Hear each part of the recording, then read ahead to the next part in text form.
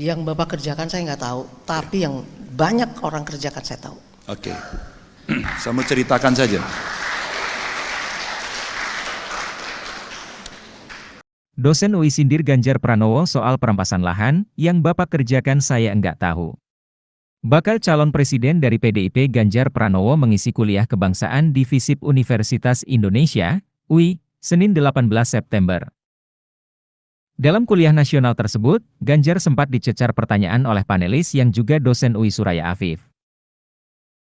Dalam paparannya, Suraya mengungkapkan bahwa selama ini mengikuti berbagai isu yang terjadi soal perampasan lahan. Suraya menjelaskan, ia tahu banyak hal namun tak pernah tahu apa yang dikerjakan oleh Ganjar Pranowo. Slide selanjutnya. Jadi kesimpulan kami Pak, siapapun yang akan menjadi pemimpin di semua level tidak akan menyelesaikan masalah ketimpangan tanpa merubah paradigma pembangunan ekonomi. Pertanyaannya, dapatkah paradigma negara itu dirubah? Yaitu mengakui kepemilikan lahan yang saat ini sudah dimanfaatkan rakyat. Kasus Rempang itu bagaimana? Harusnya kan diakui dulu. Mana yang milik rakyat? Kalau mau dijadikan pengusaha kawasan untuk usaha, yang mana? Ya. Dapatkah paradigma negara dalam pengadaan lahan? Karena kadang-kadang memang harus ada kepentingan untuk pengadaan lahan, kepentingan umum. Terpaksa yang mengambil tanah rakyat tidak melanjutkan praktek Orde Baru. Di mana dalam praktek Orde Baru pengambilan itu untuk kepentingan swasta, untuk dikuasai swasta, untuk kepentingan profit pengusaha swasta. Nah, sekarang bagaimana kita menjawab itu, Pak? Terima kasih. Terima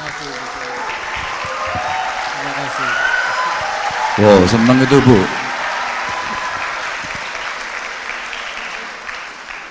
Dapatkah paradigma negara adalah mengakui kepemilikan lahan yang saat ini sudah dimanfaatkan?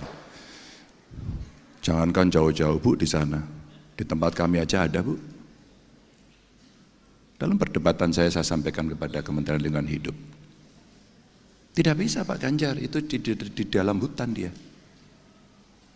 Saya bilang, dia di dalam hutan sejak kapan? Kalau Anda punya buku tanah, buku besar tanah dan Anda bisa tunjukkan, ya, Anda bisa tunjukkan nih, kapan dia memiliki, kapan dia mencatat, maka sama-sama kita akan membuktikan siapa yang paling berhak. Tapi yang di dalam kawasan bagaimana? Lalu tidak sulit, di enklave saja. Maka kita mengakui hak itu Bu.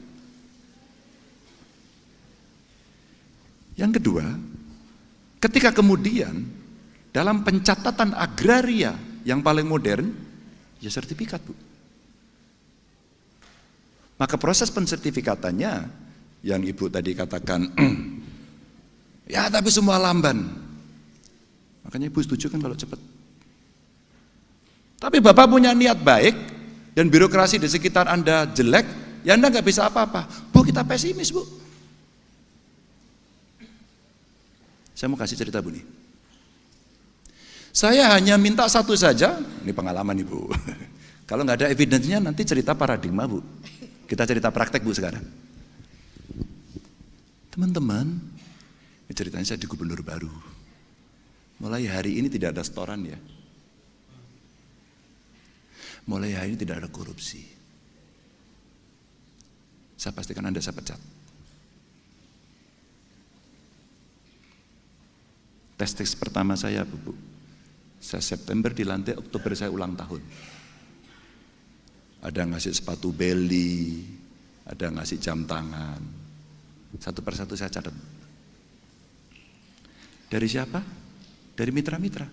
Dari siapa? Antaran dari ASN. Yang itu tadi mungkin Ibu sampaikan. Ya niat baik aja nggak cukup Pak. Tergantung leader Bu. Maka teori aktor tadi saya sampaikan. Aktornya komit nggak? Komit atau komat kamit? Meyakinkan ini tidak mudah Bu. Tapi merunut dengan data, dengan bukti, mungkin itu akan membantu. Agar kita tidak pesimis menghadapi bangsa ini ke depan. Pemimpin harus memberikan optimisme pada rakyatnya.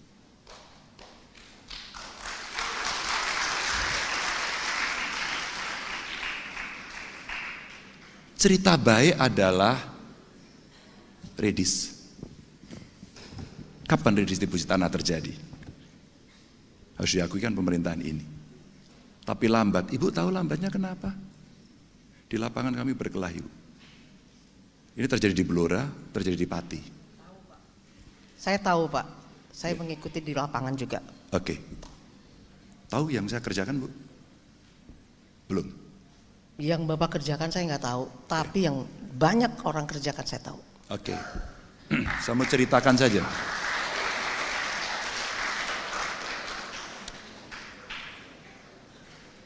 Biar Ibu tahu, sekarang saya kasih tahu. Saya khawatir tahunya dari orang, Bu.